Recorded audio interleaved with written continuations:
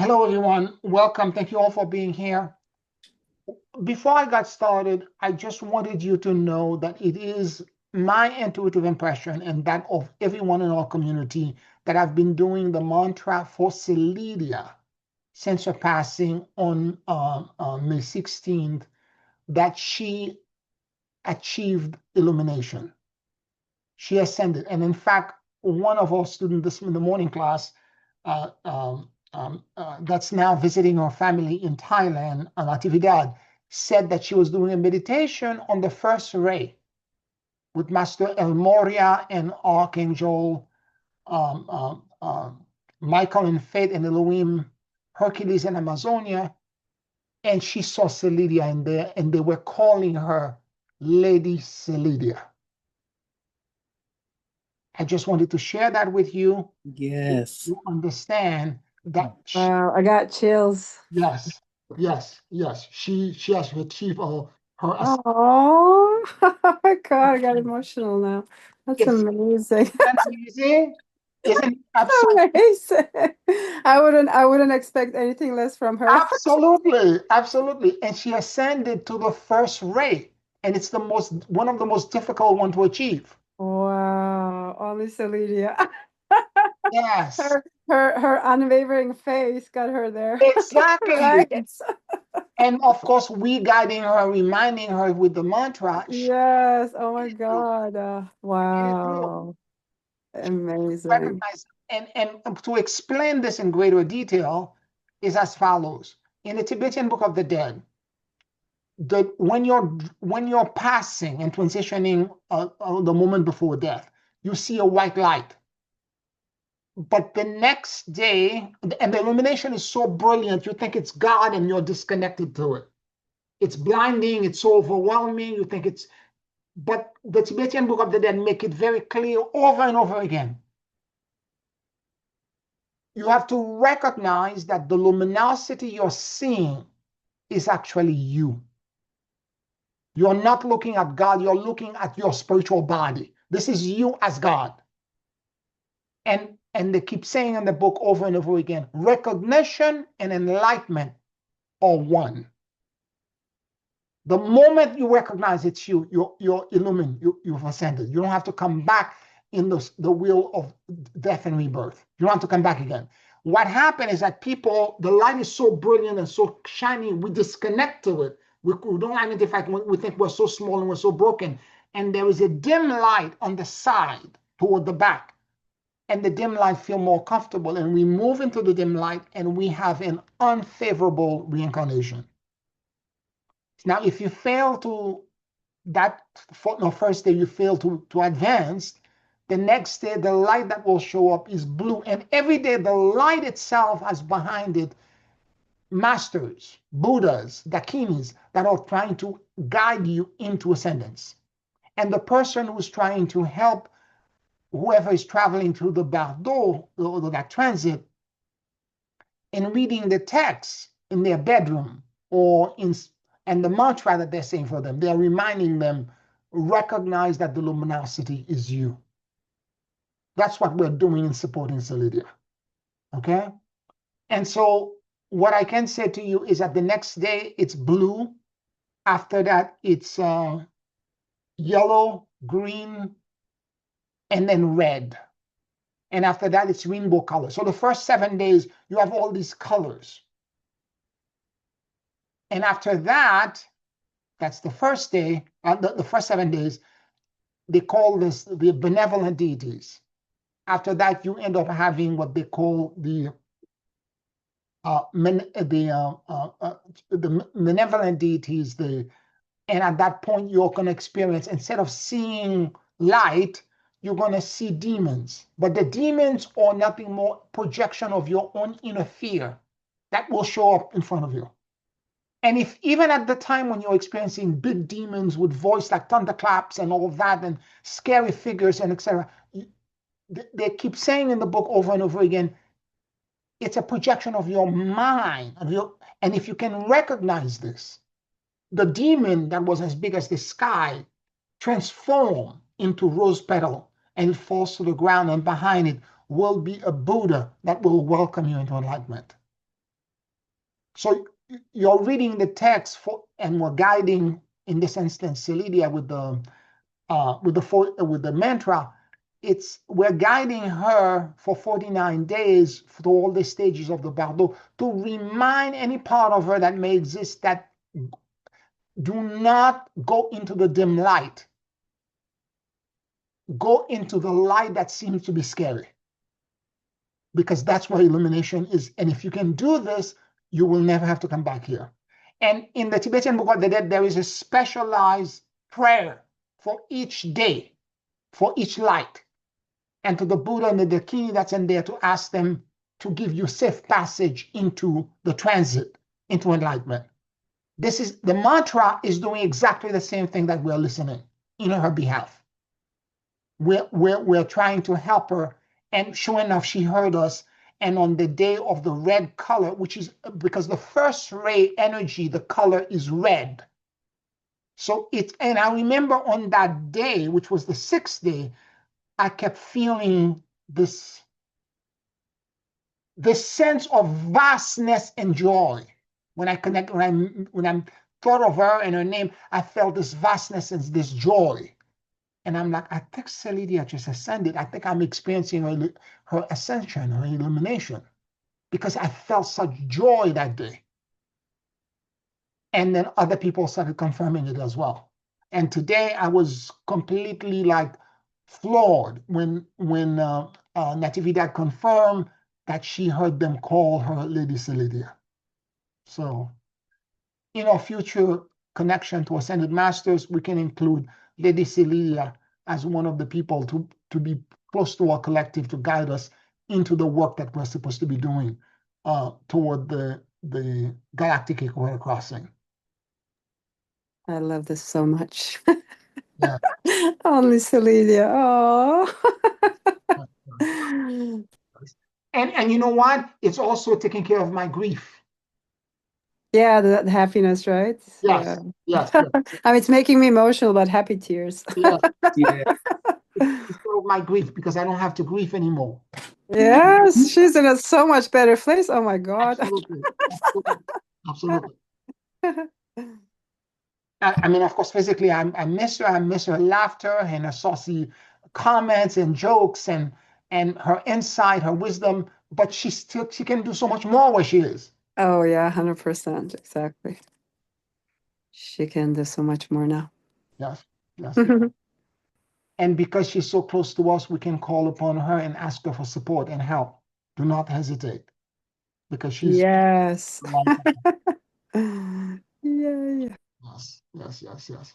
I have to say that Salidia came to me a number of times in my meditations, and there was a period when I didn't have her presence, but this morning, or earlier today anyway, doing the torsion field, she came again, and she had sort of just, as you said, this joy about her, this great happiness, and like you, she wasn't in the same place. I don't know what to call it, but she was much higher. She was in a much higher place than I felt her in before.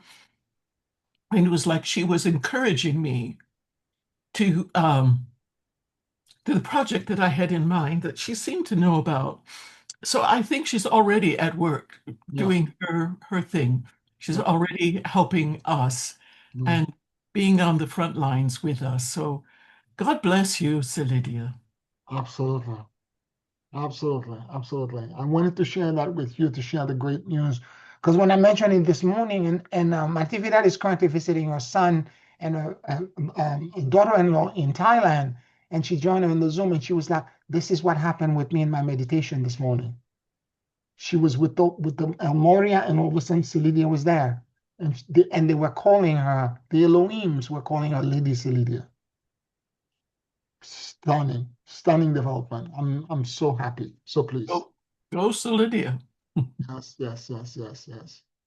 And more importantly, for the work that we're supposed to do to help guide humanity into creating this opening, boring this opening into the higher world, she is the drill bit, because she knows the work intimately, and she's gonna on the ascended plane, she will be the person that will be our advocate and help us move that column of light toward the heaven. So Pierre, where's Lucy Liu also ascended, right? So where is she? Do we know? I don't know. It wasn't the same feeling with Lucy. Right. It wasn't the same feeling. Lucy, initially, I saw her upstate at the house, and then I saw her in different places, but it wasn't the same feeling. Mm-hmm. Different with Celidia. Right. But we did confirm that she managed, right? Yes, but you see, okay, there are multiple paths toward ascension. There are multiple days, and under each day you ascend under a different Yeah. Buddha and different ascended master. It's 49 days, it's 49 different opportunities.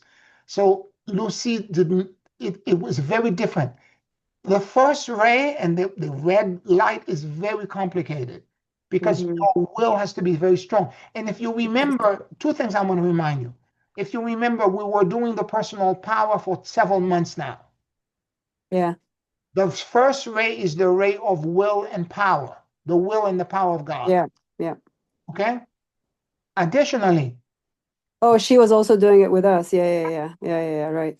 if you also remember at WISAC, when I spoke to her the day before WISAC, she said, because she was supposed to participate, she couldn't because she was in the hospital. She said, Yeah. what I want you to do is play this song for me, which was Hear My Prayer by Kali Day.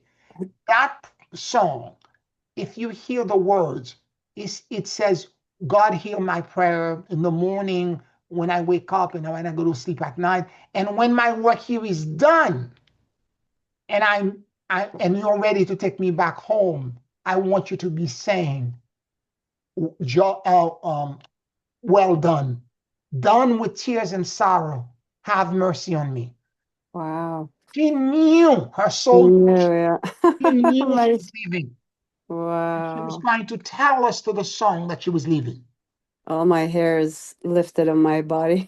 So, She said, I was on the phone with her on the day before we started. She said, I want you to play that song for me.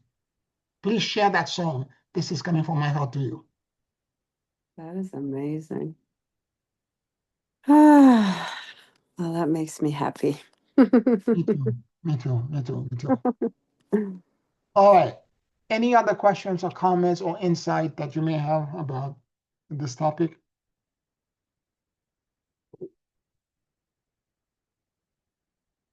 I wanna now talk a little bit more about the torsion field and the antakarana and what we're trying to create. So we have a 7-chakra system in our body. First chakra being at our seat, 7 chakra being on top of our head. But like a Russian nested egg, if we are in 3D at the denser part of the nested egg, at the very center, above me is a more etheric and more spiritual version of myself that has in it chakra 8 to chakra 15. And that's my 4th dimensional body. Above that is my 5th dimensional body and my 5th dimensional chakra system. Again, the other nested egg on top of the other two. And that will have chakra 16 to chakra 22. If I continue above that, I will have chakra 23 to 29 and chakra 30 to 36. And all the way back to God, the babushka or the nested egg or the version of myself. And that column, that endless column of chakra, is composed of 2 energies that called the Shushuma. It is really the energy of Shakti, earth energy, Ida, that is a rising energy that's trying to elevate, and then a descending energy, which is made up of Shiva, that is trying to descend, called Pingala. Now, if you think of them as a two-lane highway, the Shushuma being the lane highway, every time there is a chakra, it's because Ida and Pingala, one ascending, one descending, they cross. They crisscross each other like the caduceus. And everywhere they cross, where they cross becomes a vortex, and that vortex becomes a chakra.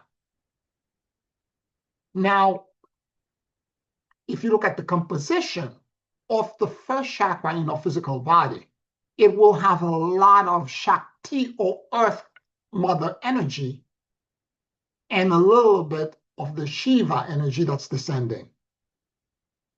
Whereas if you look at the reverse, the seventh chakra, it will have a lot more Shiva energy and less Shakti.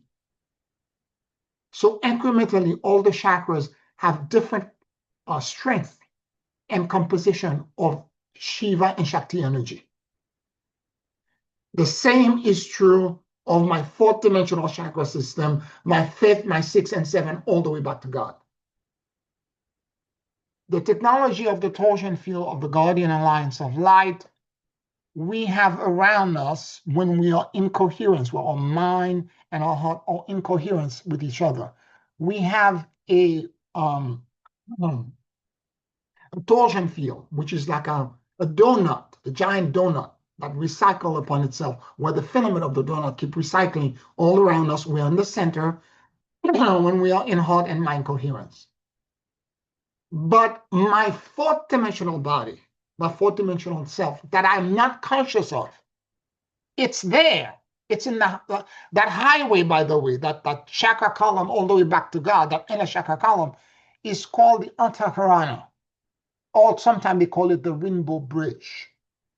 So it's not really disconnected. It's just my consciousness is so entrapped in the illusion of the 3D because of the seduction of the five senses that I'm not aware that I have a higher chakra system, fourth, five, sixth, and so on and so forth. So the way you become aware of it is through meditation practice, right? Now, my fourth dimensional self being not aware could be and separated from me and autonomous, may be doing some other things. It may be, I don't know, focusing on other thing at the moment in the fourth dimension. It may be at the moment looking at, let me use an example. The teaching that I teach, which is the Melchizedek order of neutrality teaching, we're trying to ascend to the process of trying to be neutral to everything, which is accelerated conflict resolution. It's not a disconnect to the injustices of the world, but rather it's accelerated conflict resolution. So my teacher who taught me, Dr. Joshua David Stone, the teaching when I met him was called the Melchizedek Synthesis Light Ashram Academy. It was an aspect of Lord Melchizedek light that was focused on the synthesis and the merger of all the light or the rays of God. It's still a Melchizedek energy. The way to describe this is to think of a jewel with multiple facets. The way, if you shine a light on it, which is the light of Melchizedek, each facet will reflect the light completely differently. And the synthesis rod or energy that my teacher was bringing to the world, that I was trained under for many years, is a light of synthesis. Whereas going forward, after my teacher ascended out of this world, going forward, what Melchizedek wants us to focus on, because the world is so divided and polarized, is the energy of neutrality. Therefore, my fragmented part that is autonomous in the fourth dimension, and then there's another fragmented part in the fifth and the sixth, all of them autonomous from each other. may decide, for example, I'm focusing on synthesis still, or I'm focusing, and a multiple path for ascension. Or path is not the only path. There's the path of a surface, there's the path of the Bodhisattva, there are multiple other paths. And if they are doing other things, and I'm trying to create a unification, you can think of them as vertebrae in your spinal cord. If you have a bulge and one of them is trying to do something, you have to get an adjustment to allow yourself to realign. So what we are doing with the torsion field of the Guardian Alliance of Light, which is my torsion field, is neutral. I am asking, by the intercession of the Guardian Alliance of Light, which they are a collective of dimensionally elevated spiritual beings, and they are not necessarily human. Their full title is the Extraterrestrial Guardian Alliance of Light, because they are not human by any means. They are all species, all races, celestial races, angel, Elohims, Arcturian, Andromedan, all species, praying mantis, all species. And what they offer in the fourth dimension, for example, 12 of them will come around my chakra 8 to 15 and create around it a torsion field, like the torsion field that surrounds me when I'm in alignment with God on 3D. And what that torsion field will do is that it will offer an energy of neutrality and trying to remind them we are all trying to move and ascend together through neutrality. Okay? And so the elevation and I'm going to do a meditation to illustrate this at the end. But what happened is that eventually the hope is initially that part of you may ignore it and say, I'm not doing this, I want to do something else. But if we are consistent on a daily basis and keep doing the torsion field the way I'm teaching you how to do it right now, over and over and over again, what's going to happen is that that part of you eventually will be entrained to do what the entire system is doing all the way back to God. And when that happens, again, 4D, a collective of the Guardian Alliance of Light come in and offer torsion field of light and neutrality to your fourth-dimensional self. They shift, and when they shift, because you're below them in 3D, you shift as well. In 5D, another collective, another member of the Guardian Alliance of Light comes in as well, that are in fifth dimension and that are neutral. They are not in synthesis, they are not bodhisattva, they're all neutral. They offer the same neutral energy, but in a higher frequency. That part of me, chakra 16 to 22, acquiesce and entrain over time.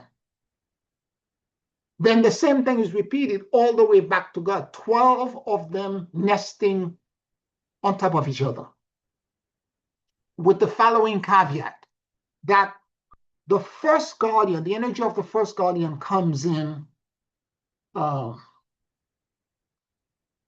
counter-rotating. So it goes like from the bottom of our feet. I'm going to guide you at the end. Bottom of our feet counter-rotating. And it moves through my 3D body because it's not being created for my benefit. I'm already neutral in 3D. It's counter-rotating and going and it exits at the top of my 15th chakra, which is about 5 feet above my head. And create now the filaments, and the filaments go to the bottom of my feet, but they don't go to the bottom of my feet on the ground. They go also 5 feet below to create a perfect kind of egg shape.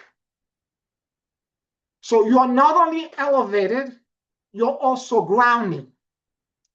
This is the problem with a lot of us, is that a lot of time when you don't, because it's Shiva and it's also Shakti.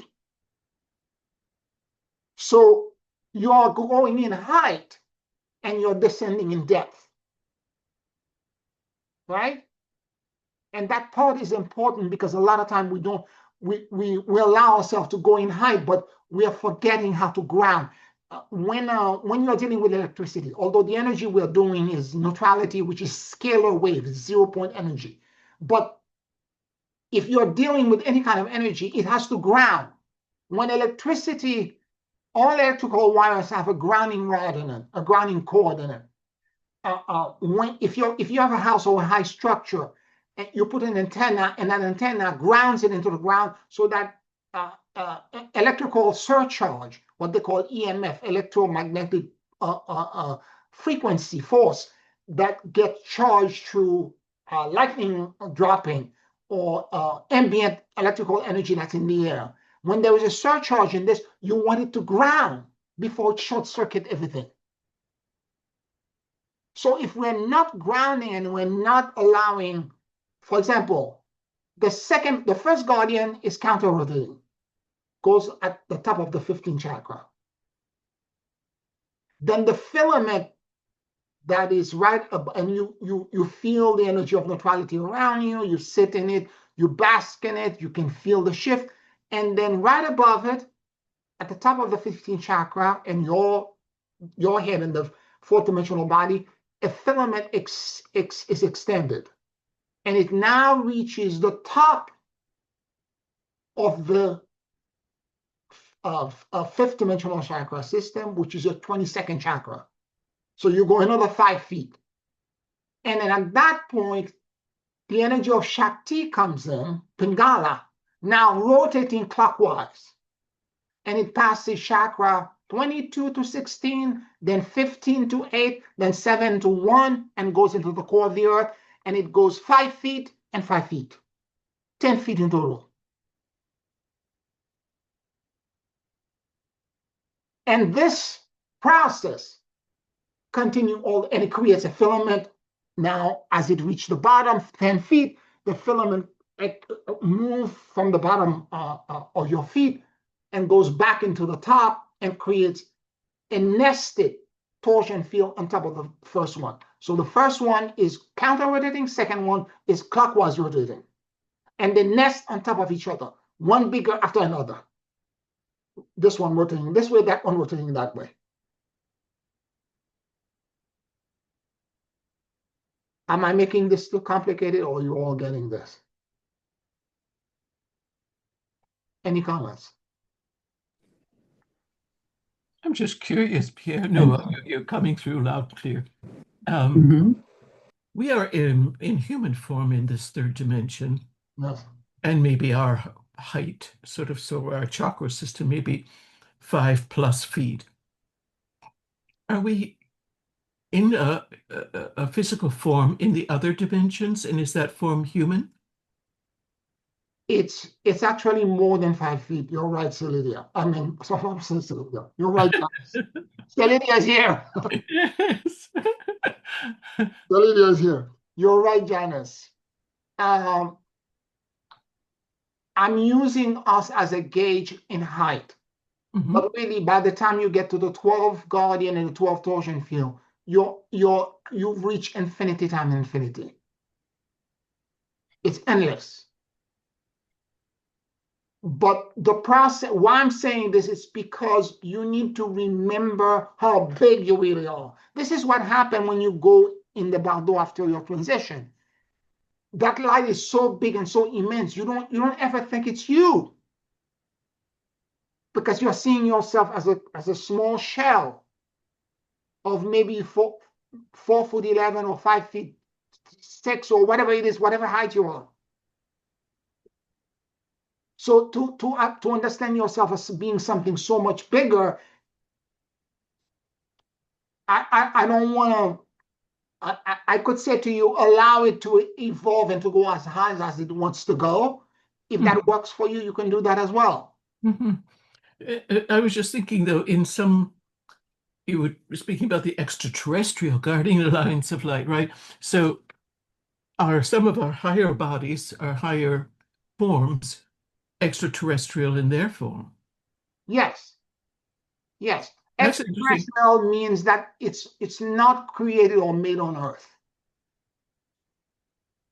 And since we all came from the stars, there's parts of us that are not human.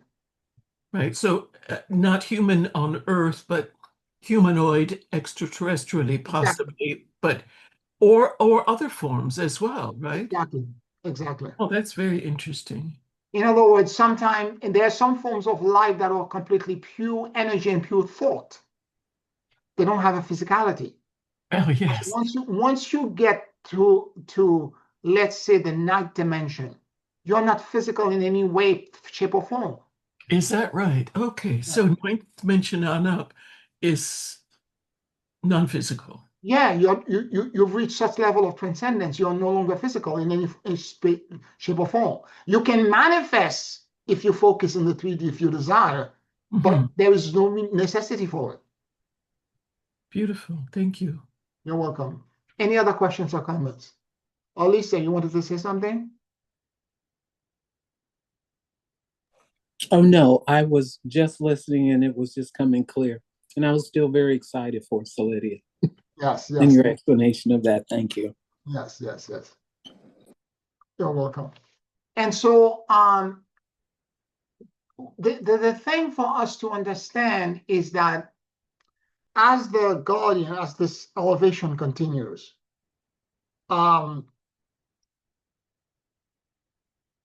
there's a reason why we're doing this. And this is the advanced stuff, okay? And I've known about this since 2010, and I've been unable to teach it that well. I've known how to activate it, but it's taken me this long to find a way to communicate it. What the Guardians Alliance of Light, which are members of the Melchizedek Order of Neutrality, are trying to share with us, it's the entrainment by their kindness, love, and generosity. They're sharing and projecting at every dimension the neutrality that they know, how they understand it to be in that dimension. And when it's nested on top of each other, all the way, 12 of them, you have 12 torsion fields that are counter-rotating to each other.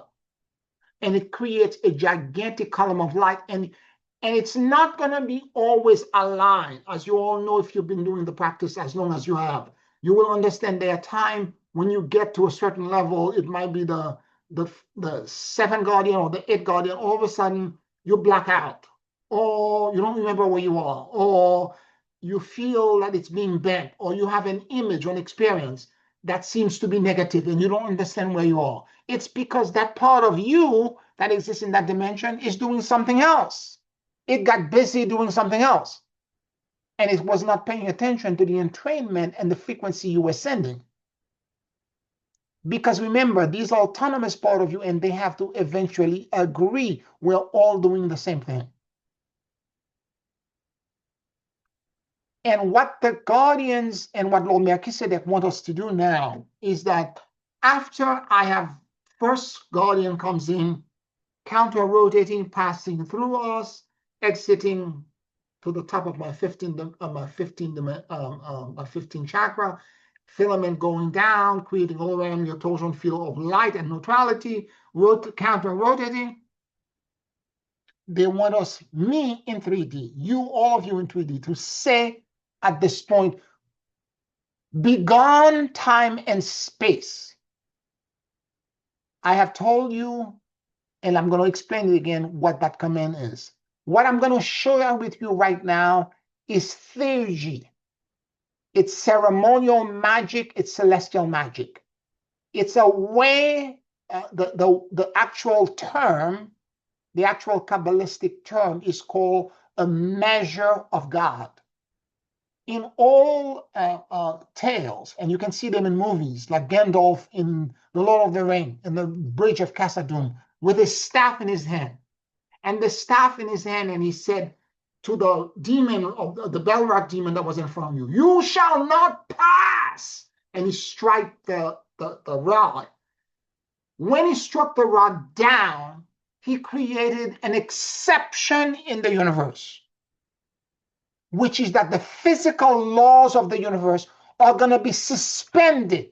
And this being, who's Gandalf, the magician, who's aligning all of his chakras, all the way back to God, is going to insert a decree to cause a change in physical environment in the laws that exist in this dimension. And the way to initiate this for us who are doing the work of neutrality, because we don't need the staff is for sure. We need to work on the alignment of the torsion field on top of us. And once we've done this for multiple months, and at every time we get a new dimension on top of us, we just repeat to ourselves, be gone time and space in our meditation, and sense the shift in the energy that it creates. And then when the next guardian rotating clockwise comes in, they create the torsion field. After we feel the light and the energy of light and neutrality, we repeat to ourselves, be gone time and space. So my fifth dimensional self, I am asking you to create with me a measure of God in 4D, in 5D, in 6D, in 7D, in 15D, all the way back to God. At every point, I'm asking you to create a measure of God. Help me master this so that we can externalize this. Because the world is going to, things are going to get more crazy between now and 2031, which is when we're supposed to transit into the new earth. Things are going to get really crazy. And we are the individuals that are going to have to create, that are going to become the Gandalf of the world, to create a harmonizing celestial path, doorway, through which humanity can find their way into the chaos, into the new earth. This is the real work that you came here to do. Everything else is secondary to that real purpose. So all of it, and it takes months. It's like an opera singer. When I happen to have seen a coaching opera singers and all that. Typically speaking, you don't. When Janice can talk more about this than I can. You don't ever sing an entire aria, or you sing a few notes. You could sing the whole thing at the beginning for them to listen to you, and then they begin to tell you, oh, go back to that, and a few phrases. And then they go back. You're breathing incorrectly. Why don't you try to do it this way? You're doing this. You're too tight here. And expand. And as they break it down for that 2 hour of the lesson of the voice coach, they focus on that phrase, and they have you do all this exercise, gargling, breathe differently. That's what we're doing. Because to be able to express with your voice that command, which is what we are eventually going to do externally to any event that's happening, be gone time and space. I'm going to go over it in a second. It is, in the beginning was the Word, and the Word was God. It's through the Word that we will be able to create this. But you cannot externally right now, where you all are at. I'm going to show you how to do it, but you will not be able to vibrate it and create it because you don't have the authority yet. Your pieces are all fragmented and doing other things. We need first to align all these pieces. It's like, Janice can speak more to this. When you're singing, you have where the voice comes in, whether it's a head voice, or it's a chest voice, or it's a throat voice, or whether you find that the voice is more back here, makes a great difference in the sound that you're emitting. So it's the same way. We're doing exactly the same thing, but now with very, very elevated celestial energies. Any questions, any comments so far?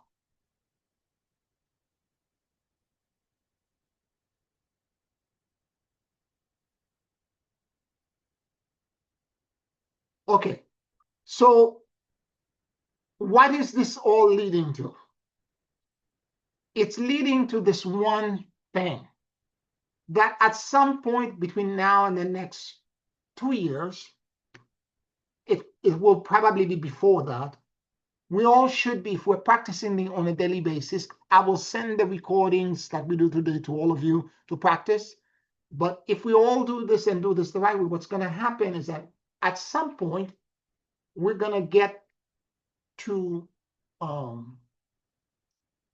be able to externalize the rod that the magician are holding. That rod is a symbol for the entire Antakarana, the Rainbow Bridge.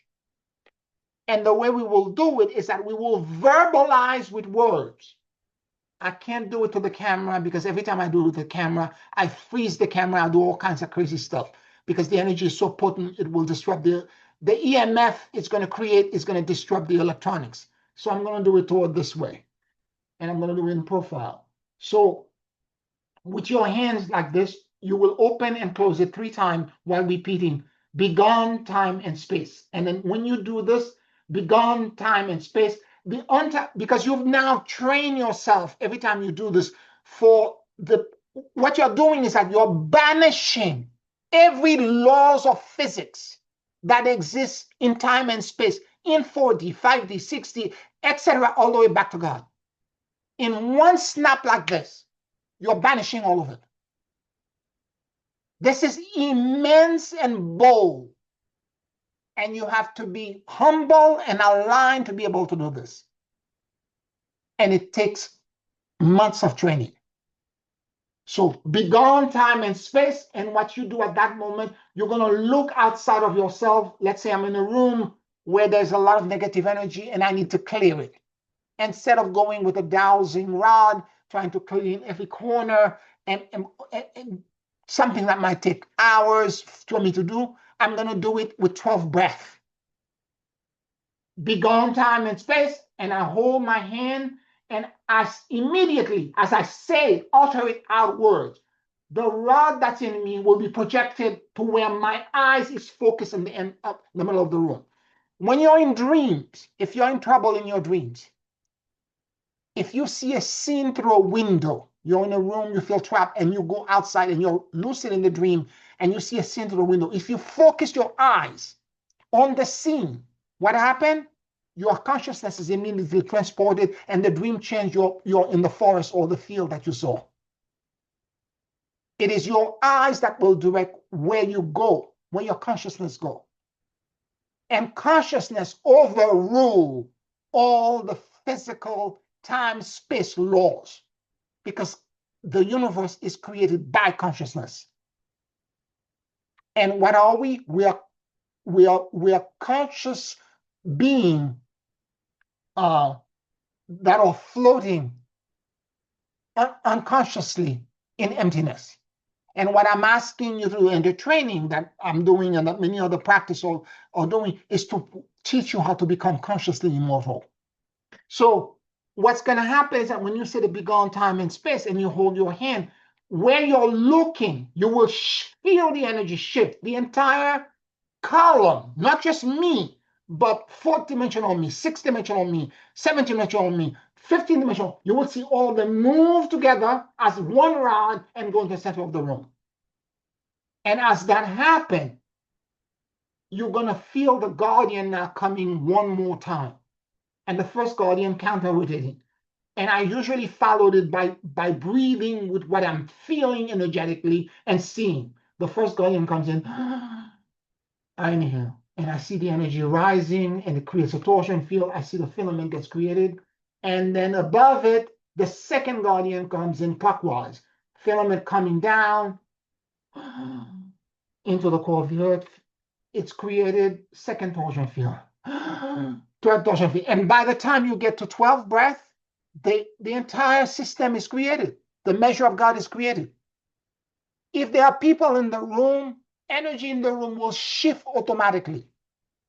Now, once that is created, you have to insert a small phrase or a command in it for the exception that you're seeking. For example, remove all negative energy from this room.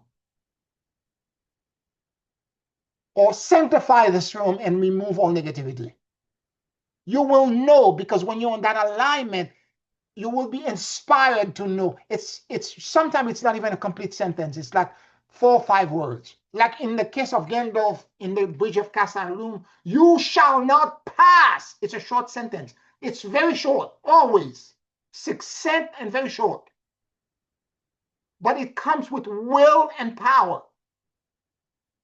And a will and power that can only come when all of your pieces are no longer fragmented and they're acting as one.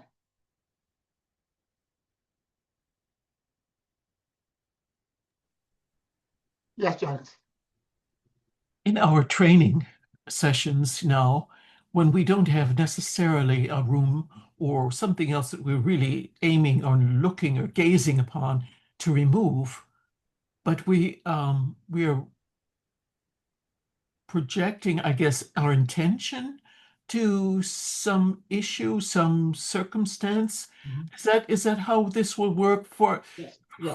for the time being? Yes. What I'm talking about now is in the far future, 2 years from now. But Yes, right. for now, what we are doing is that when we are aligning and creating the torsion field for each part of ourselves and inserting the coming of beyond time and space, you will now have an alignment of what that column, that entire system align is inside of you. And at that moment, at the very end of it, open your heart and seek a decree that will banish a lack or a need that you have in your life at this moment. I'm confused. Okay. So we're doing the torsion field with big O on time and space. Yes. Yes. And while we're doing the torsion field, we are thinking about things we want to clear from our life. At the very end, when it's done. Oh, okay. At the very end. Okay. When everything is done, yeah, all 12 torsion fields have been created, you're going to go into your heart space. Yeah. And you're going to think about a need or a lack that you have. Yeah. And you're going to let your higher self, your now rested and neutral and open self, to give you a decree. For example, the decree could be improve my health. Right. Heal my whatever it is that you have. Okay? Yeah. And then I just leave it. And that's all you need to do. And you sit in that awareness for a few minutes. You may have vision, and you're going to feel the shift. You're going to feel that everything in the universe, because you're now creating an exception, everything in the universe is going to move to manifest that decree. It's going to create a gigantic shift. Yeah. And then my next question is, and then you said in a couple of years or maybe more, earlier, what you were explaining right now. Yeah. So we did the torsion fields. We'll do it as usual. Yeah. And then we do the 12 breaths after that? No. Oh, okay. We do, by that time, let's say a year from now, hopefully, by a year from now, we should have that all the pieces of ourselves aligned. Yes. And once we have that, okay, the way I'm foreseeing this and the way I've done this in the past, I do the torsion field every day, every morning. Yeah. And once you have aligned all the pieces and they're all doing the same thing, it feels like the column of light is moving with me. When I go out of my apartment building, I can feel it in the elevator getting smaller. When I step outside of the building, it gets bigger. Okay. I go on the subway, it shrinks down. I feel I have what's the word I can put? Like I have a spotlight above me. Okay. And it's with me, and the afterglow lasts for hours. Yeah. Let's say, for example, I am in a crisis. I'm going to give you a perfect example. Yeah. Right now, I'm in a crisis as I'm moving around like this, and there are wildfires that are going, and they're coming toward my home. Okay. I am already in that alignment. Yeah. And I want you to understand something. While you're doing this practice, there are days where you're going to be so connected. When you wake up in the morning to try to do this and insert the big on time and space, you're going to hear and feel energetically. Your guide are going to tell you, it's already done. You don't need to do it. Mm. That's what I mean about the afterglow lasting sometimes for 2 or 3 days. Sometimes I'm blessed like this, it remains for 3 days. Yeah. Okay? You all have experienced this. So if that happens, I'm walking around and I see a wildfire coming toward my home. I don't need to do this. I don't need to start with the whole torsion field. It's already there. Mm-hmm. I just stand outside my home and I say, be gone, time and space. And I extend it. It will move immediately and go on top of my home. And as So the whole column the whole goes forward. will shift wherever you're looking at. Let's say, for Yeah. example, with my home, I'm outside and I want protection for my home. Be gone, time and space, and I extend my hand and the whole column moves on top of my home. And when it's there, I now breathe as I see the guardians come in to create now the exception around my home. And then you say be gone, time and space, and then you say the decree, right? And what would be your decree for that? Wait. Be gone, time and space. My hand is extended. The guardian comes in, 12 breath. I follow them with 12 breaths. Wait. What do you mean? That's where I'm confused. So there's a 12 breath still. Yes. What happened then? That's after you said the be gone, time and space. And Okay. you're going to feel the guardian come in because you're extending it, but it needs to create the torsion field around the object you're trying to protect. Oh, so you do another torsion field around the object. Yes, the 12 guardian times. with the Antakarana in the center. The projected Antakarana in the center.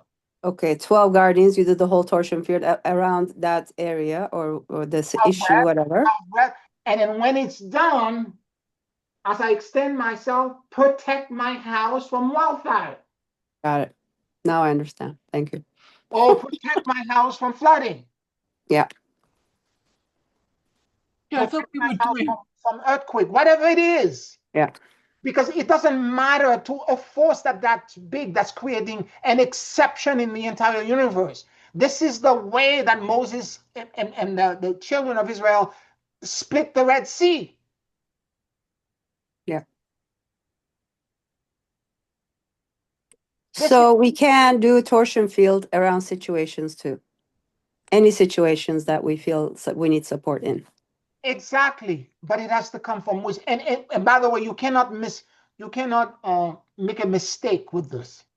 If you're doing the wrong decree or the decree is not appropriate, the guardian will tell you immediately it's wrong. I think it's something like that happened. I was playing around with it when you first sent me the video. Yes. And I literally heard it and I remembered what you said. I was like, I think it was too long. Yes. And then I heard it was like, and then they gave me a new one and I was like, okay. Yes. They will tell you you're doing it wrong. Yeah.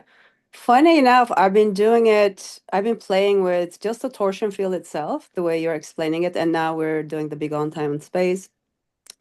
I wasn't even aware that we could do it over situations or things. I was just, it just felt right. I got the calling to do it. And for example, a certain class that I want to have more people in or and more abundance in and whatever. And I would do it, just think about my class and do it over it. And then there's like a ton of people coming in. It's just crazy. It just immediately works. Yes. And so I started doing it, in certain situations on a daily basis, and it doesn't fail. Now it just became a part of my life. So, to create more abundance in things that I want to, have better results in. Yes. And it works every time. It doesn't fail. So it's pretty fascinating. That's awesome, Melton. God, good for you. Pierre, I was wanting to ask, in the torsion field that we were doing with the Big on Time and Space, I thought we were doing it after each torsion field, but you said no, to do it at the end of after the last torsion field. No. That's the intention. That's the intention. No. They're two separate things. What we're doing now, the practice we're doing now, is for us to do it on top of us. What I was explaining to Melton is the projection of it outside of our body. Oh, I think that goes after the 12th. Yes. Oh, I got you. Okay, it's a projection outside of our body. So, but we do the Big on Time and Space 12 times. But we add the decree at the 12th. And after it's all done, it's all projected, it's all done, all 12 of them are done, then at that moment you put a decree. Whatever need and lack that you have, then you insert the decree in. But you do the motion with the hand each time. Each No. No, that's only in a year, Janice, that we will be doing it. Oh, so Yeah. so we just say it with an intention toward the end. but we don't really add the intention though till the decree at the end. We just say that begone time and space 11 times, and on the 12th time we say begone time and space, we add the decree. Is that right? Sit on it for a moment. The decree will grow organically. Sit on it. Don't have a I mean, preconceived notion. Okay. This is what I was afraid of. I'm giving you too much information and it's in conclusion. Okay. As I'm going to give you now do the meditation for you in 30 minutes. We're going to do first torsion field, then we're going to insert in there the decree begone time and space. Second torsion field, begone time and space, until all 12 of them are built up. At the very end of it, when it's all of them are counter-rotating to each other, 12 of them, 12 decree of begone time and space, 12 command of begone time and space. We're going to sit and enjoy what that energy is doing for us. And then at the end of it, we're going to try to insert in that momentarily measure of God that we have created, whatever need that we have in our heart at the moment, whatever lack exists in our life. okay. And whatever it is that rises up, you repeat it to yourself silently. You don't utter anything out loud now. You do it silently. Silent. Oh, okay. Okay, you do this, it's internal, it's silent, you put it in. And then once that is over, you feel that the energy has shifted enough energy around you, you open your eyes, you're done. Okay? Okay, so the hand gesture. The hand gesture is a year or so from now when we've done this enough and the energy is with us. Oh, okay. And then the projection of the Antakarana toward that issue or that thing or that place. That's in the future. It's That's all coming. Okay. I got a little confused. Sorry. It's all part of the future. Thank you. Okay? That's when the real ceremonial magic will happen. For now, it's just we're doing scale with our voice. You understand? We're doing scale with our voice right now. Yeah, I got practice, just to practice. And Melton is right. So if you have issue, for example, you need more abundance for this, that, or the other, you need healing for that, you insert that in there so that you can realize that every time you use it, it works. And it will cement, it will cement more and more that the fact that you're connected to that energy, and that energy knows you, and that energy is responding to you. Yeah. You know what I'm thinking, Pierre, as well as an actual perhaps situation that appears real, like you said, the fire, whatever, the house. I'm thinking about illusion, reality being an illusion around us, created from our thought forms and emotional programming, whatever that creates our what we call reality. If banishment of that illusion isn't part of not the physical, but the causative part of that illusionary reality, maybe what we're banishing. Yes, you're banishing anything related to your experience in 3D, in space-time as you experience it, reality included. So that would be internally as well. We're banishing the thought form, the program, the emotional, whatever. Yes. That point. Yeah, the trauma, everything. You're banishing everything. Oh, that takes it to a new level for me. Thank you. Thank you. Yeah, you're banishing everything out. If you're doing it with that kind of consciousness, you cannot be the same person. Oh, that's great. That really is very helpful. Yeah, and if you have, like, for example, you have a bunion, or you have a some kidney problem, whatever it is that you have, be gone time and space. and help me heal this so-called condition that exists in 3D. Whatever it is. And taking away the creative energy that made that seem real would be at the base of that banishing that Yes. condition, then, wouldn't it? Yes. And in the quantum field or in the blessed field, energetically, the solution set, this is why you have to sit in it for a moment. The solution set to bring the shift will begin to rearrange itself, and you will feel when you put the decree in, you will feel all kind of goodness shift around you. It feels really, yeah, I get the feeling of that goodness. Yes. The other thought that I had about, and maybe I'm going too far, is the double slit experiment where the um, observer creates the reality, right? So we are somehow removing our observance of an issue to neutralize it then. Yes, if we're being neutral as an observer, we're being a witness and we have no judgment and no expectation. Ah, so that's it. That's what we're doing. So we're seeing the universe. It's what they call dharmata in Tibetan Buddhism, which is you're seeing existence as it really is. Oh, got it. So that's great. That means that here we go with the neutrality. Once Yes, you achieve that neutrality, then the double slit experiment no longer applies because yes, yes, yes. it is the observer with their predetermined expectation. There is no expectation. You're not projecting anything. You're becoming blank.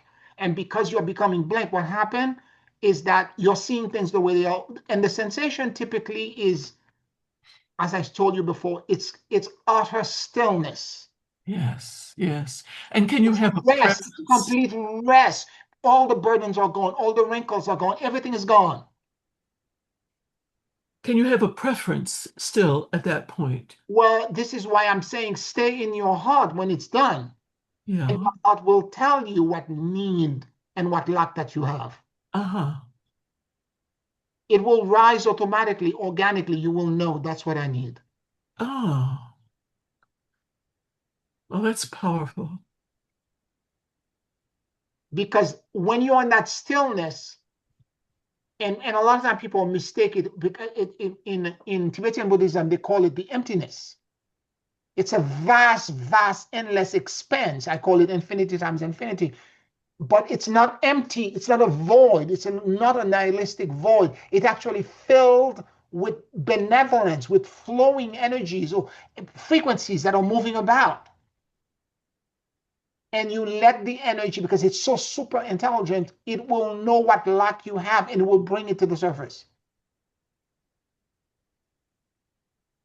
We talk about free will, though, Yes, as being our yes, imbued nature. yes. So if the universe is a hard space, whatever is bringing up those thoughts, which will become our preferences, is that our free will? And you can choose to do it or not to do it. Oh, okay. Anybody can send you a broadcast, a suggestion. If you're like me, I keep knocking my head on the wall several times before I realize I'm bleeding. A lot of times the universe, you know how many parking tickets I could have avoided if I were to listen to my intuition telling me as I get park the car, move the car, go on the other side. You're gonna be towed here. And sure enough, the next day I come in, my car is gone. Oh, We can choose to listen or not to listen. This is where the free choice comes in. that's where the free will comes in. Okay. Yeah, the universe gives you suggestion and tell you not to do this. If you choose to do it, that's when consequences are yours. Gotcha. Hmm. And it's the same is true also in relationships. A lot of times the universe says walk away, and you refuse to walk away because you have attachments. Love it. Thank you. Any other questions or comments?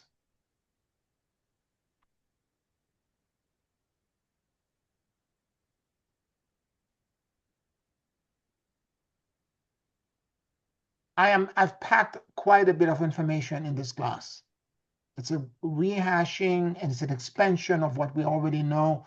I wanted to, hopefully I've given you some clarity into how to, because this is all new to us and we're all in this together. We're trying to practice it and understand what we're supposed to do to manifest this. Because as I said, the technology came to me from Lord Melchizedek in 2010.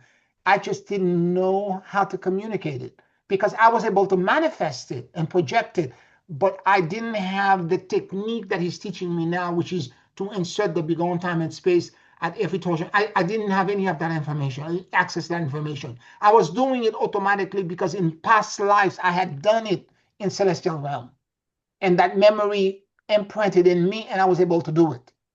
But I couldn't transmit it or teach it. I mean, I've shared with you many times, and Celidi, I've attested to this. There was an instance in which, and this is one simple example, and Alisa, you're involved in this because it was a time that Celidia went to see you in Atlanta, and Okay. it was I think either Labor Day or it was Memorial Day. 3 days followed where she was on standby and she couldn't get a flight out. All booked. And I don't have to tell you, when Atlanta airport is booked, it's booked. Yes. No way you can get past anywhere. And every time she has to return. The third day, she called me out of desperation. She said, I don't want to go back to Elisa's apartment. I need your help. She said, I'm number 48 on the list. On Wow. the list. I'm number 48. I need you to help me. I said, did you do a torsion field? Did you create? She said, no, I wasn't even thinking about that. I said, okay, be quiet. Stay on the phone with me. Be quiet for a moment. I was probably at the sixth guardian coming in with the big on time doing that, what I'm telling you to do. All of a sudden she said, wait a minute. They're calling us. I call you back. I didn't even finish. 10 minutes later, she called me. She said, bless your holy name, Pierre. I don't know what you did, but everyone that's in standby is in the plane and we're taxiing out to go to New York. Love it. Love it. Wow. I'm going to go further. The only reason it didn't manifest differently is because Celidia would have dropped off a heart attack if it had happened differently. Because there is no time and space. If Celidia was willing to accept it, she would have manifested in her driveway with a bag.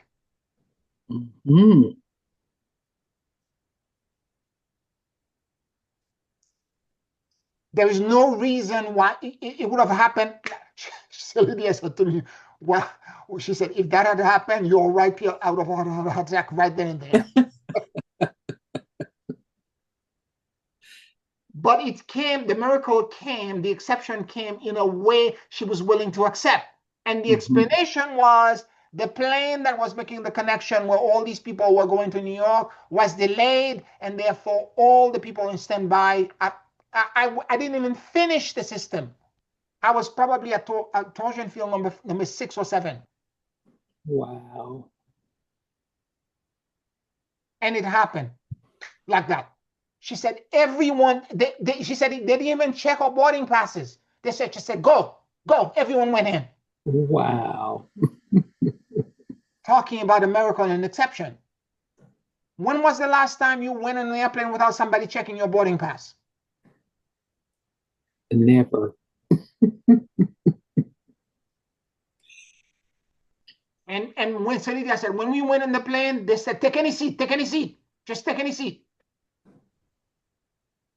Wow. And she got to New York on that day. She's like, Pierre, I'm embarrassed. I keep going back to Alicia's home. I'm returning every day. I can't find a flight. Can you do something? So that's one example, very practical, very easy example.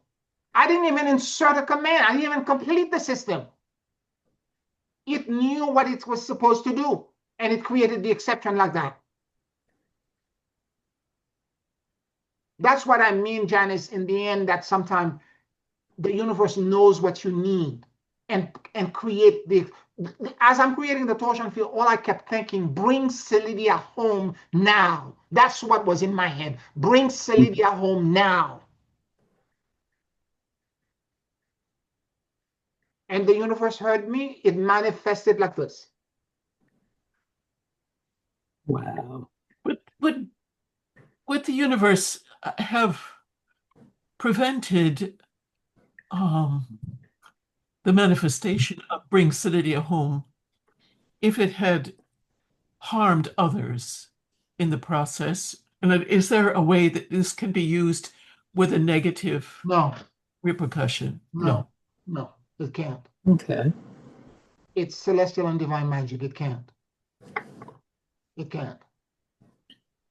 That's Because what you're doing is that it can be used for a negative reason if you are thinking of machination and all that. You bring that information, because if you're trying to insert the wrong command, it will tell you cannot think, it will not go through. You will feel it, and there will be a resistance. There's a safeguard mechanism. You will feel it. You can't do it.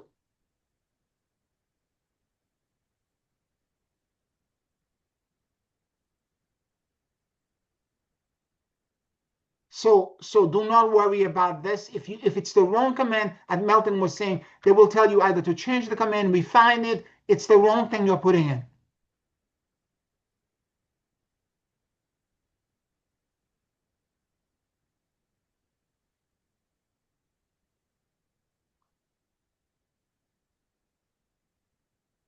Any other questions or comments?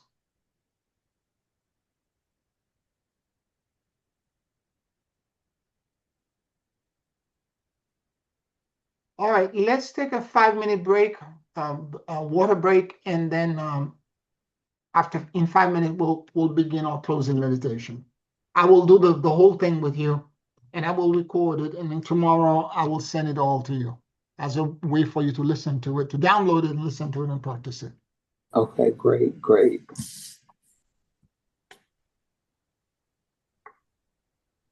5 minutes. Thank you.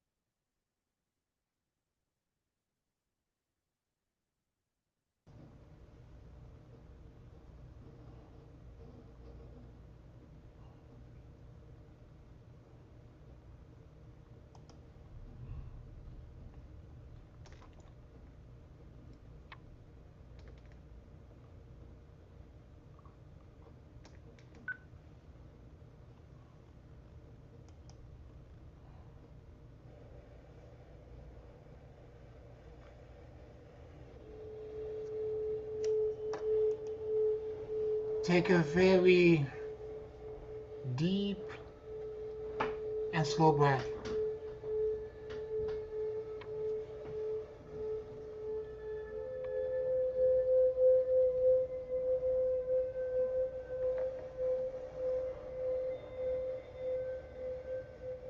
And as you inhale and exhale deeply and slowly,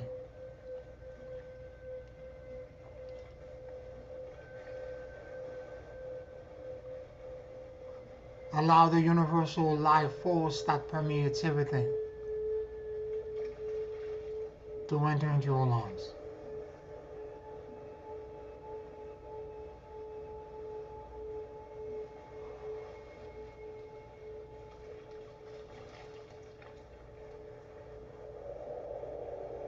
Keep breathing deeply and slowly.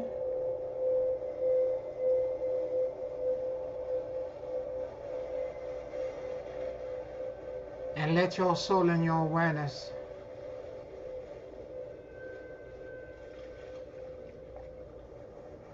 drop in the middle of your chest.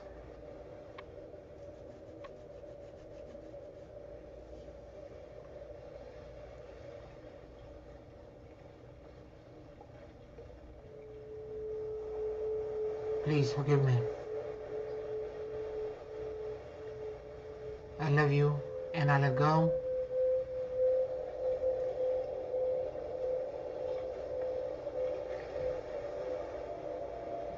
Please forgive me. I love you and I let go.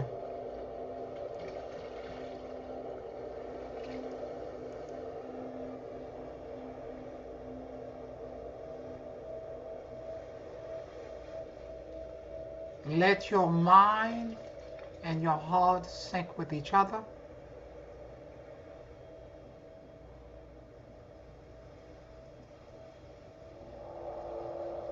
And realize that your entire awareness is now in your upper chest.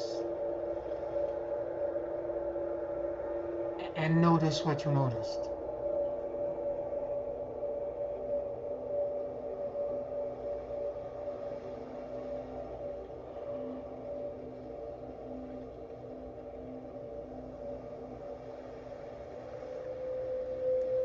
I release all attachments, fears, and control.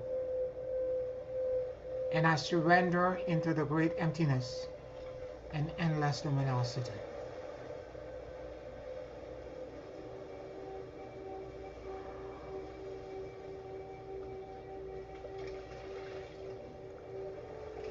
I release all attachments, fears, and control. And I surrender into the great emptiness and endless luminosity.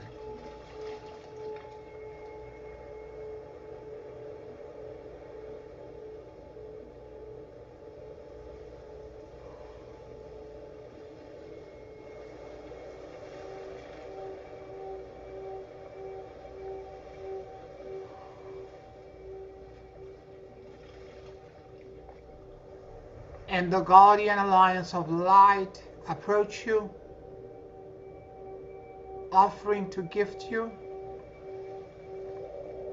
their shields of light and protection and a band of neutrality.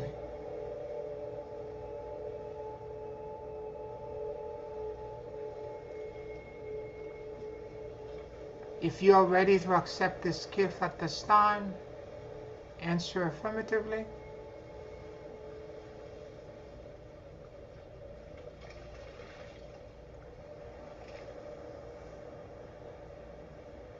And let the energy of the first guardian enter and begin at the core of the earth, counter-rotating, moving through the bottom of your feet, passing through your entire core, exiting outside of your head, and elevating into your 15th chakra, outside of your head, the top of your fourth dimensional body. And let it create all around you a torsion field of light and neutrality.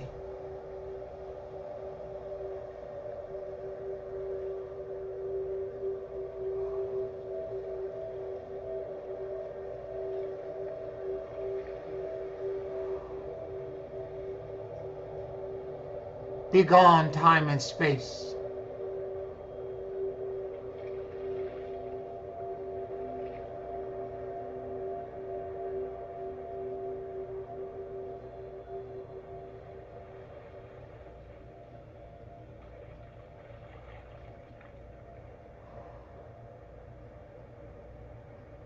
The axis above your fourth dimensional body extends and it travels to the top of your fifth dimensional self. And the second guardian comes in, rotating clockwise,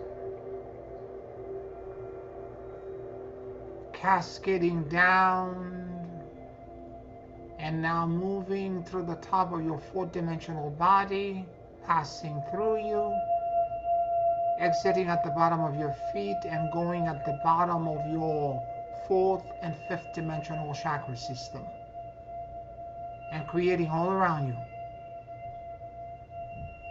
a torsion field of neutrality.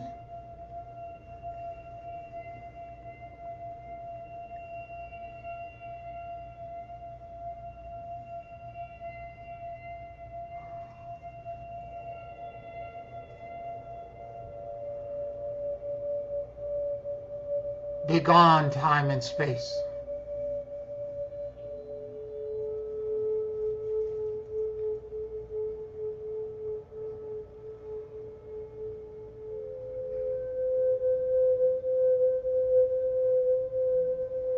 The axis at the bottom of your feet extends and it attracts now the energy of the third guardian coming in from the core of the earth and moving through the bottom of your sixth dimensional body, moving upwards through the bottom of your feet, moving through your core, exiting outside of your head, moving through the top of your fourth, fifth, and sixth dimensional chakra system, and creating all around you a torsion field of neutrality.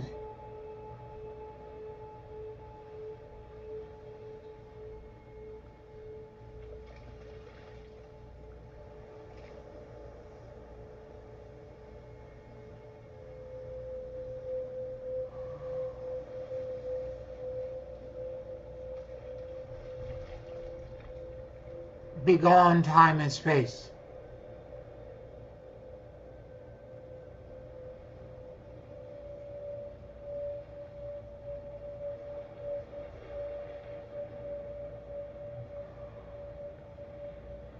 The axis at the top of your head extends, allowing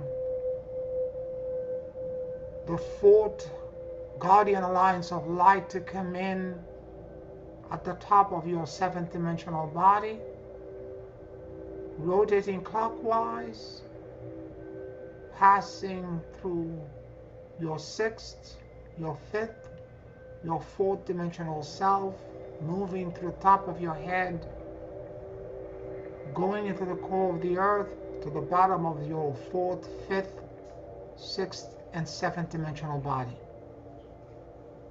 and creating all around you the torsion field of neutrality.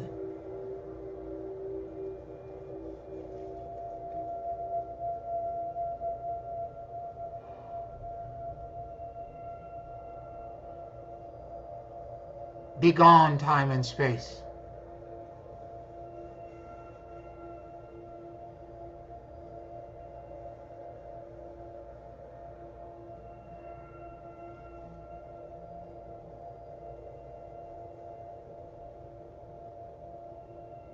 The axis at the bottom of your feet extends and it attracts now the energy of the fifth guardian coming in from the core of the earth, moving to the bottom of the eighth dimensional body, passing and moving upward to the bottom of your feet, passing through your core, exiting through all your higher body system, and exiting at the top of the eighth dimensional body,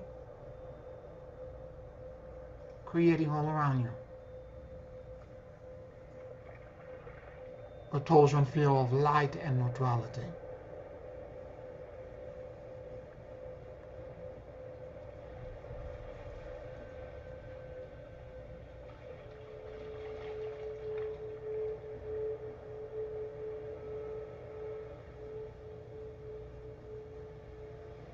Begone time and space.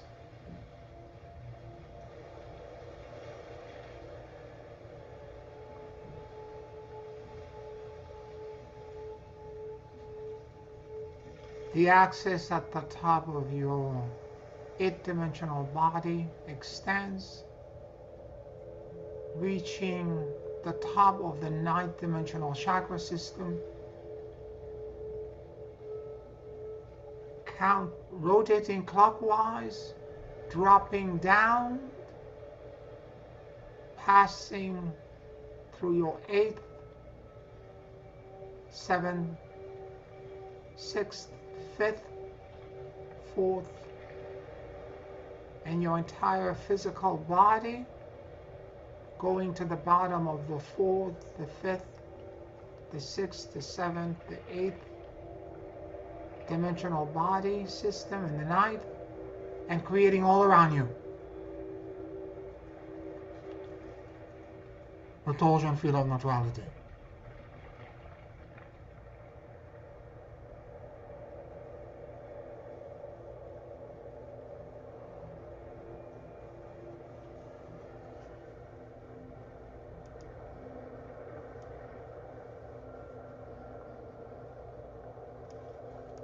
Begone time and space.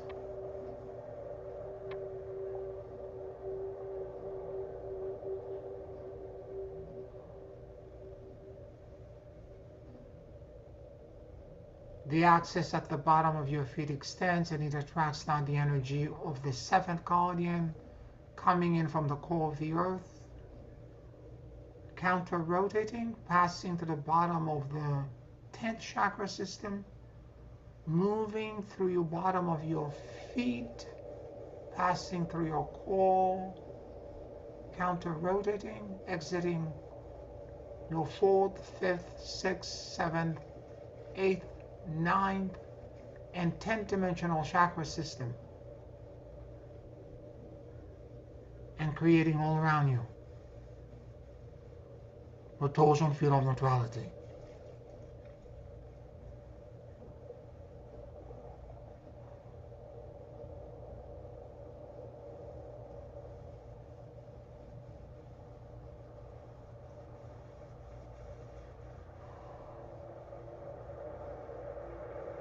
Begone time and space.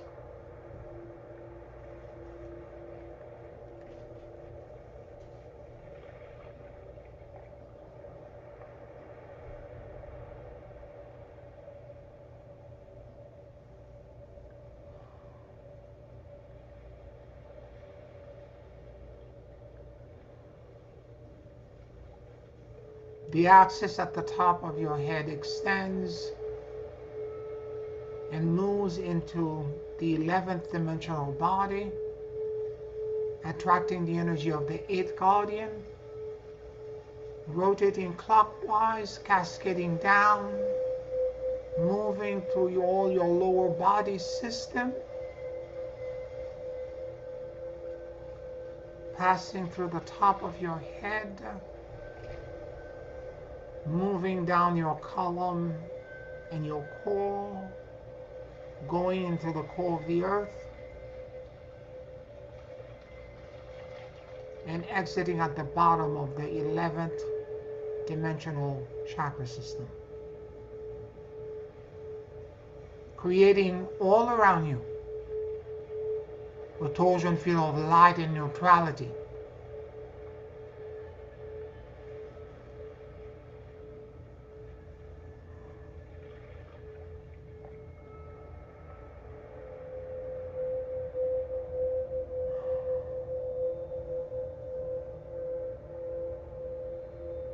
Begone time and space.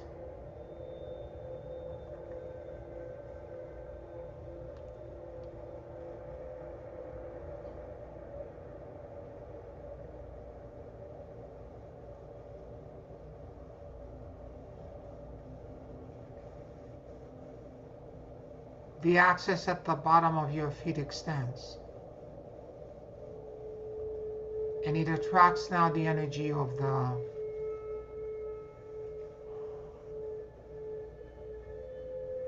ninth guardian, coming in from the core of the earth, passing through the bottom of your 12th dimensional body, moving through the bottom of your feet, moving through your core, exiting outside of your head, and ascending while rotating counterclockwise to the top of your 12th dimensional bodies and chakra system, creating all around you the torsion field of neutrality.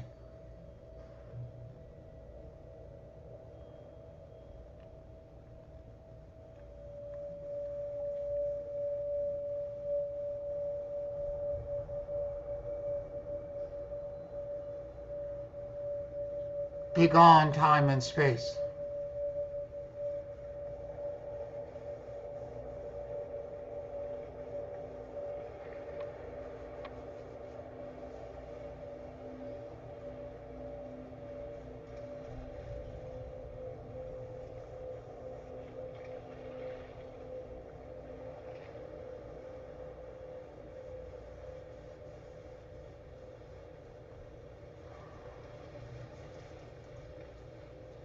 The axis at the top of your head extends, traveling to the top of the 13th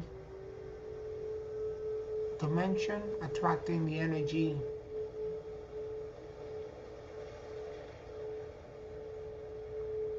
of the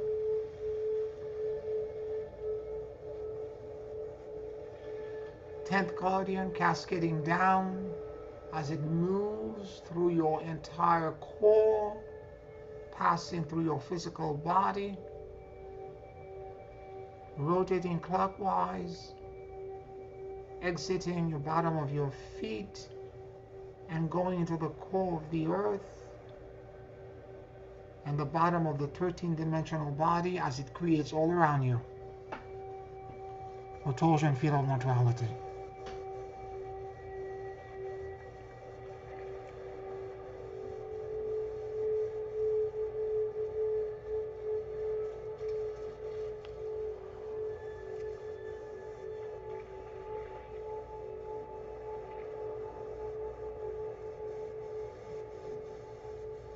Begone time and space.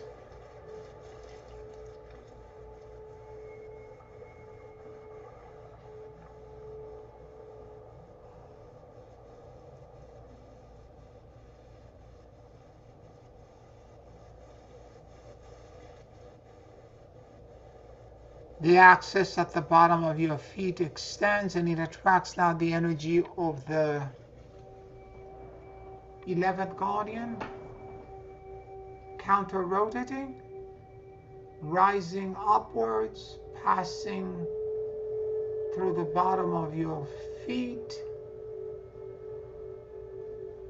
moving through your core, exiting outside of your head,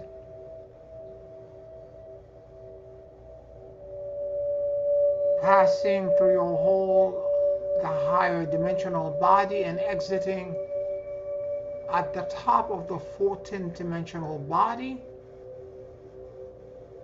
and creating all around you the torsion field of light and neutrality.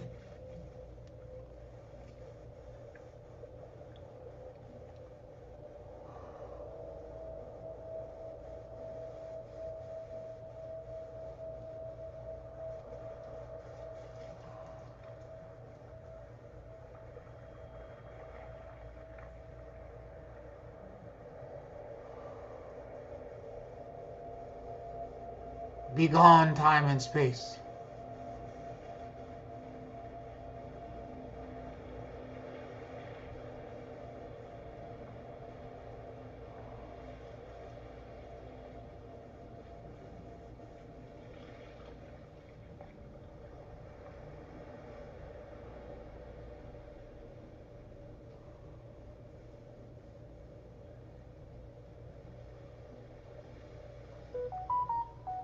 The axis at the top of your head extend, and it attracts now the energy of the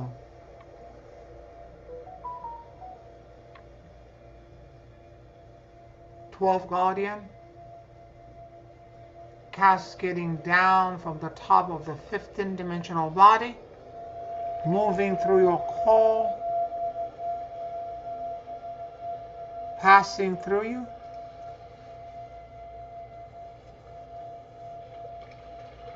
descending to the top of your head, moving through your entire chakra system, going to the bottom of your 15th dimensional body, and creating all around you a torsion field of neutrality.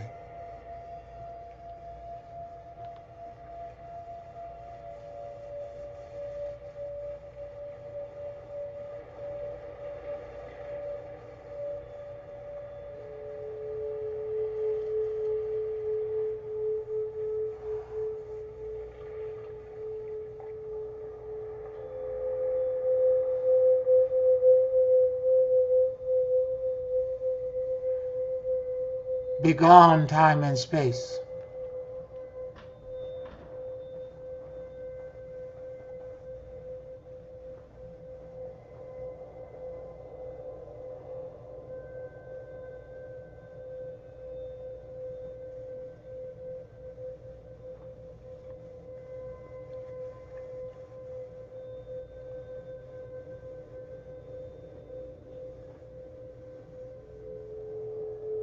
Observe the 12 counter-rotating axes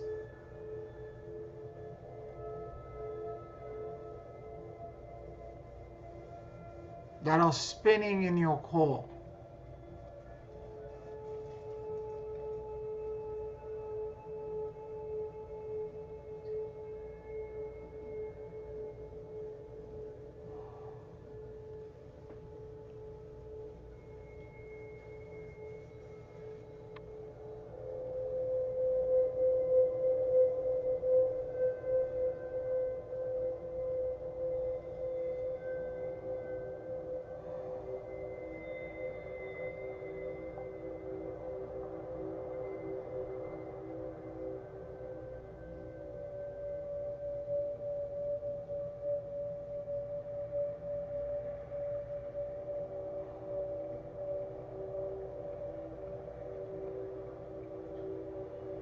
Let this create a measure of God, an exception from the physical laws of time and space,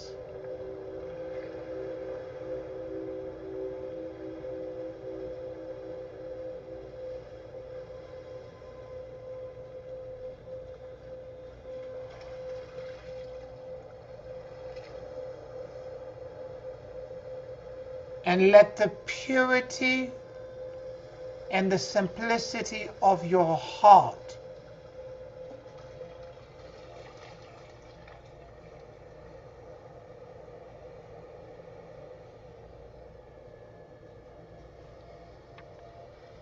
inspire the rise of a command or decree for a need or a lack that you're experiencing in your life at this time, and place it silently in this exception.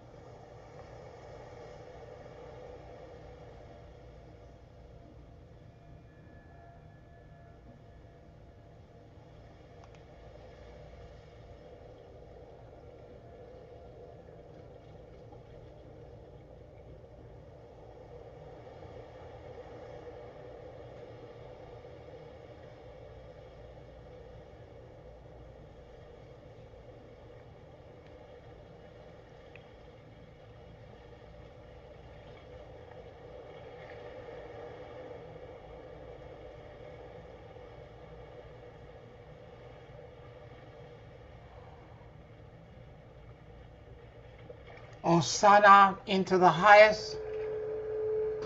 Hosanna into the highest. Hosanna into the highest.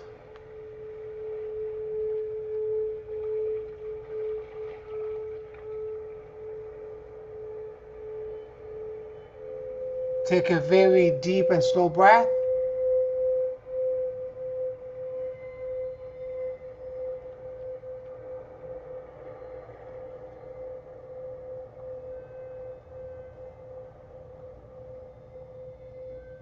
And whenever you feel ready,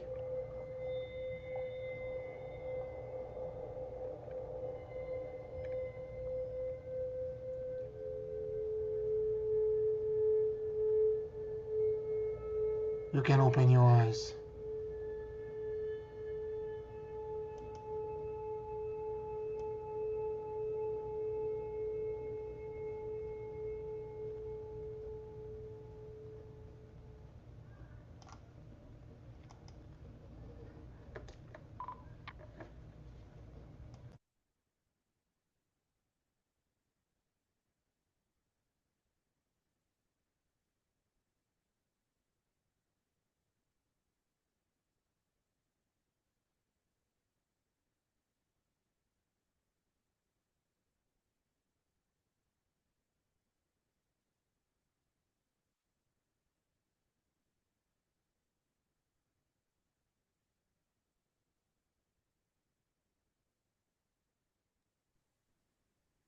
Beautiful, Pierre. Thank you. Thank you.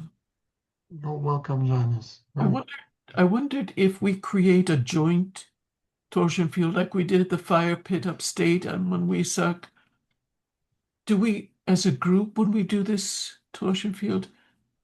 We will ultimately we're not there yet. Yes, it will lead into that, but we're not there yet.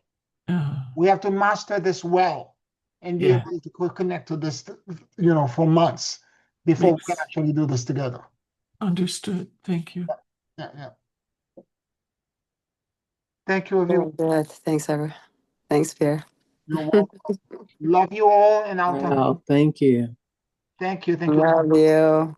And I'll send the recording to all of you tomorrow Yes, please. Thank you. for you to download. Love you. Love you. Bye. Bye. Do your recordings have the meditation? Everything is on it? It has the meditation. If you want me to send you the whole recording, it will be a separate thing. I can do that too. Yes. Okay. For you, it's a lot of information because it's all new. I'll send it. Yes. Yes. Thank you. Thank you. You're welcome. Oh my God. I love you, Pierre. Thank you. You are so appreciated. Love you. Bye.